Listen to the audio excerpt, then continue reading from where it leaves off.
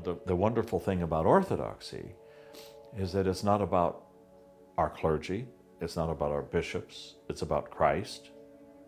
And it's about ancient Christianity that's alive today and been preserved for modern people, and it's just as effective and meaningful for us today as it was in the first century.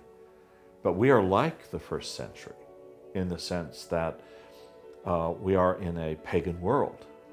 And so we want to reach out, as did Paul, by understanding the culture. Paul looked at the culture of the Greeks, the pagan Greeks and the pagan Romans.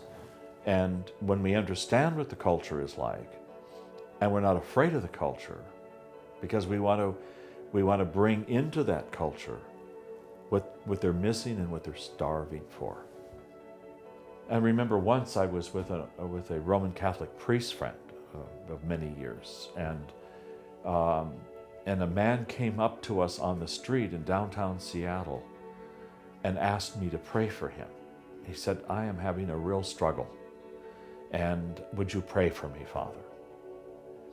And so I stopped, and I took my cross, and I blessed him with the cross, and I put it on his forehead. And I said, "May Christ help you in every way." And then he walked away. And my Roman Catholic priest friend, who was wearing civvies, said, "Oh my gosh, he didn't ask me, did he?" And he says, "And I know why. Because I'm not identified with Christ, because I'm dressed like everybody else."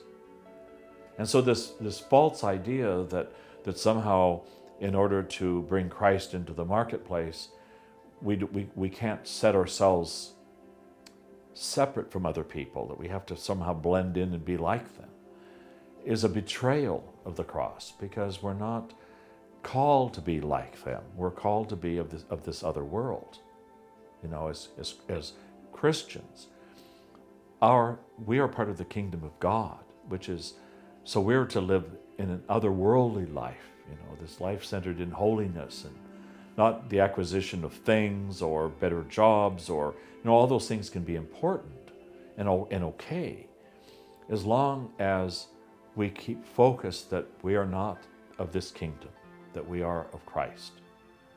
And the wonderful thing about the commitment that I have made as a monastic is that this is what I always wear, everywhere. If it's inappropriate to wear this in a setting, I don't go into that situation because I'm always on duty. And I have found that because I'm willing to always be on duty, that God gives me the energy to do it, and also the insights on how to be there for that particular person or that group of people. So for instance, I was on a ferry one day, and I was walking in the opposite direction of a boy of about 10. And as we were parallel, I heard him say to himself, "A wizard."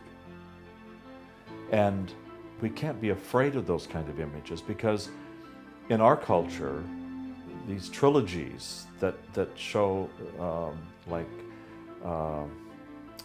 the Gandalf character is a Christ figure. And so the use of fantasy and science fiction to present Christianity to an age of people that are not interested in Christianity is an incredible opportunity for us. And in an era where our society is so secular that you never see images of Christianity. You don't see clerical collars on Catholic priests anymore. You don't see Roman Catholic nuns anywhere. They're sort of disappeared into the woodwork. They're there, but we don't know they're there. And so as Orthodox, this attire that we wear, this basic garb that we wear, is a great opportunity. We don't want to let ourselves be embarrassed by it, or see ourselves as somehow, of another era, and maybe we should be modernized, because that's the failure of the evangelicals, is they're always trying to remake themselves, make themselves more relevant.